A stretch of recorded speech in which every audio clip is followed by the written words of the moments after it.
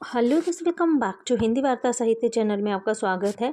तो आपको पता है कि डेली बेसिस पर हम यूजीसी नेट के कुछ इंपॉर्टेंट क्वेश्चंस को डिस्कस करते हैं और जो कि आपके आने वाले एग्जाम में डेफिनेटली आपकी हेल्प जो है ज़रूर करेंगे। तो चलिए जल्दी से वीडियो को शुरू करते हैं। आज हमारा जो क्वेश्चन है क्वेश्चन नंबर 41 से करने वाले हैं। लहना सिंह कौन से नंबर की सिख राइफल का जमेदार था? तो लहना सिंह जो था आपका ऑप्शन 3 जो है ये बिल्कुल सही हो जाएगा। नंबर 77 में जो था ये क्या था?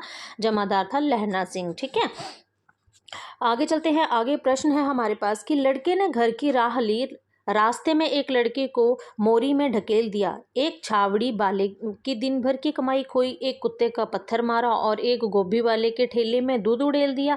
उक्त कथन का संबंध जो है वो आपको बताना है किस कहानी से है। ठीक है, ये कहानी जो है आपकी ये आपने उसने कहा था। ऑप्शन बी जो है ये बिल्कुल सही हो जाएगा आपका। ठीक है, उसने कहा कहानी से जो है ये आपका कथन लिया गया है। ठीक है, इंपॉर्टेंट है ये भी आपका।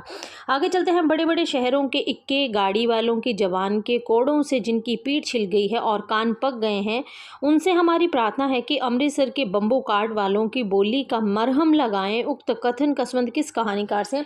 अब आपको ये पता है कि ये अमृतसर के बम्बू काट वालों की बोली का संबंध जो है वो कहाँ से है, और मतलब ये उसने कहा चंद्रधर शर्मा गुलेरी की ये जो कहानी है उसमें से लिया गया। तो आपका ऑप्शन 4 जो है चंद्रधर शर्मा गुलेरी बिल्कुल सही हो जाएगा। ठीक है, क्योंकि आपकी जो ये कहानी है उसने कहा था, इसकी शुरुआत ही आपके अमृतसर के बम्बू वाले काट की जो बोली है वहाँ से जो है वो शुरू होती है। उनकी बोली जो है कहते हैं बहुत ही मीठी है ना, किसी को भी कड़वी जबान से नहीं बोलते हैं, तो वहाँ से ही शुरू होती है। ठीक है, आगे चलते हैं।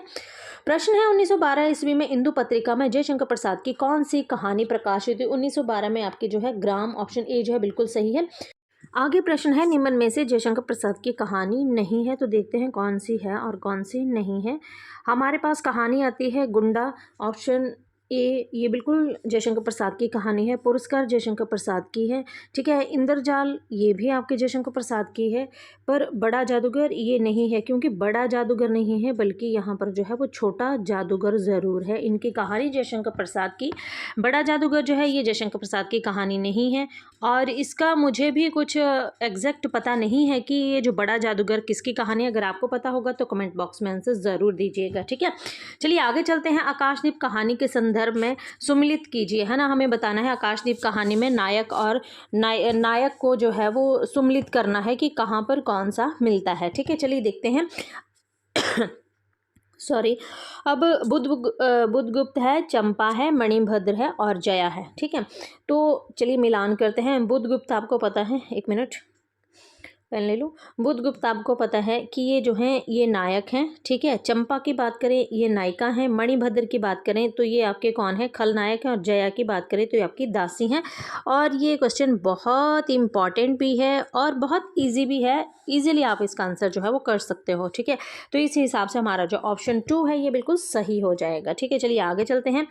बुद्धगुप्त मेरे लिए सब भूमि मिट्टी है, सब जल तरल है, सब पव शीतल है, कोई विशेष आकांक्षा हृदय में अग्नि के समान प्रज्वलित नहीं है। उक्त कथन किसके द्वारा जो है वो कहा गया है? तो ये कथन जो है आपको पता है ये किसने कहा था? ये चंपा ने कहा था। ठीक है, जब वो आपके जो बुद्धगुप्त थे जब वो जाने लगते हैं वहाँ से, ठीक है, जिनको जलदस्यु भी कहा गया है, जाने लगते हैं, तब वो कहते हैं कि चंपा मेरे साथ जो है वो मेरे साथ चलोगे, हम मिलकर एक नए संसार की जो है वो स्थापना करेंगे, है ना। इस पर उसने कहा था कि मैं यहाँ चंपा द्वीप पर ही अकेली रह जाऊँगी, पर तुम्हारे साथ जो है वो मैं नहीं जाऊँगी। ठीक है, चलिए आगे देखते हैं। 48 है भगवान मेरे पथ भ्रष्ट नाविक को अंधकार में ठीक पथ पर ले चलना। उक्त प्रार्थना का संबंध किस कहानी से है? तो ये फिर आपका वही आ जाता है आकाशदीप। ऑप्शन 4 जो है ये बिल्कुल सही हो जाएगा। चंपा हम लोग जन्मभूमि भारतवर्ष से कितनी दूर इन निरीह प्राणियों में इंद्र और शची के समान पूजित हैं। उक्त कथन का संबंध किस कहानीकार से है? तो आपको पता है ये जयशंकर प्रसाद की आकाशदीप कहानी से ही जो है वो लिया गया है। ठीक है, आगे चलते हैं कि जैनेन्द्र के बचपन का नाम क्या था? ये बहुत अच्छा प्रश्न भी है। एक मिनट, ये बहुत अच्छा प्रश्न भी है ना। कहाँ गया प्रश्न? कि जैनेन्द्र के बचपन का नाम क्या था, है ना।